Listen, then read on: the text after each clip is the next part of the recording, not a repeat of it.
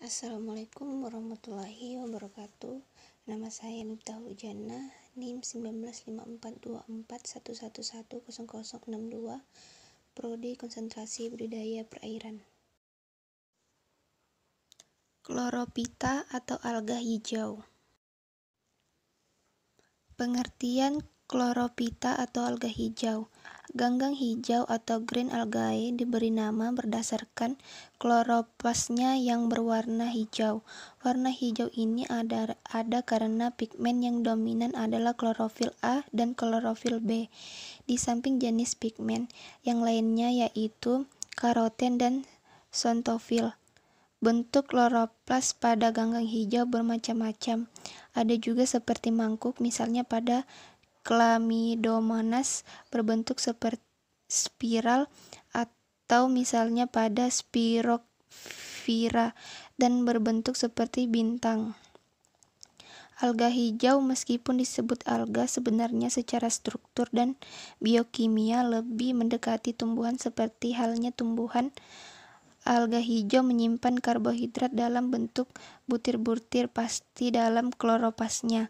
Dinding sel dari beberapa spesies Chlorophyta dibangun oleh selulosa, pektin, dan palisakorida lain, seperti dinding sel tumbuhan.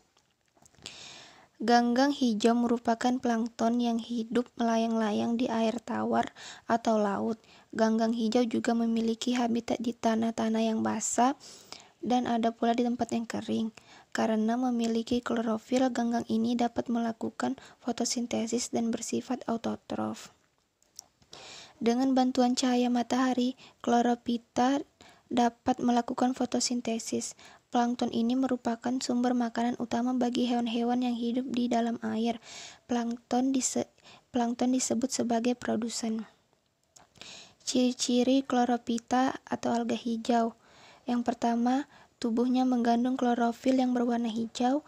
Yang kedua, inti sel bersifat ekuatik karena inti sel telah memiliki membran. Yang ketiga, telah memiliki dinding sel yang tersusun atau selulosa.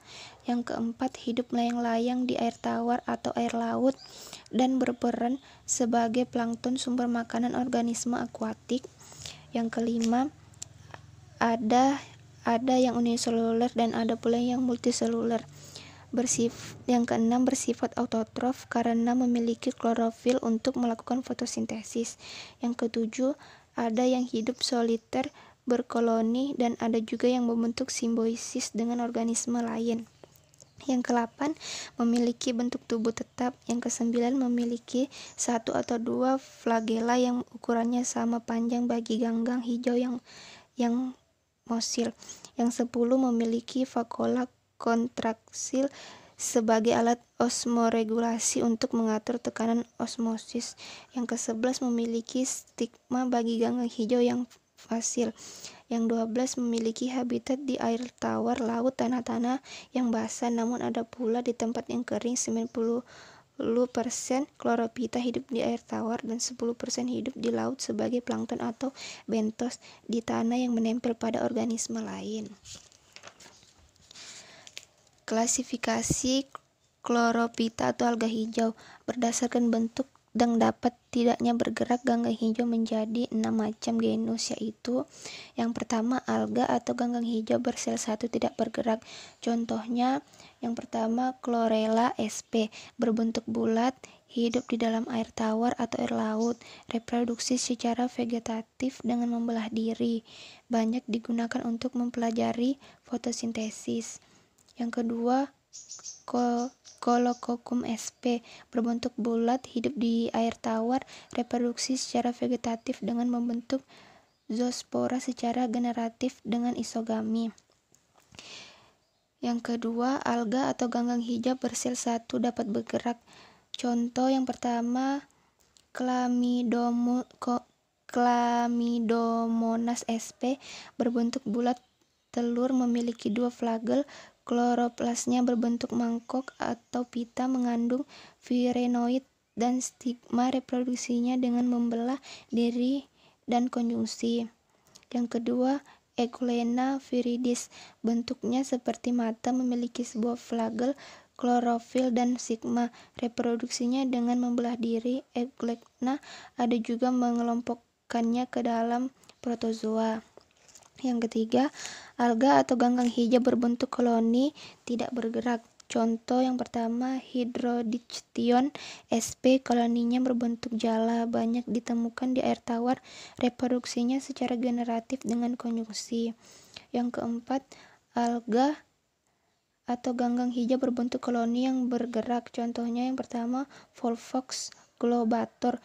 Berbentuk koloninya mempunyai bola yang tersusun atas ribuan Volvox yang satu dengan yang lain dihubungkan oleh benang-benang sitoplasma. Yang kelima, alga atau ganggang hijau berbentuk fragmen atau benang. Contoh yang pertama, Spirogyra sp.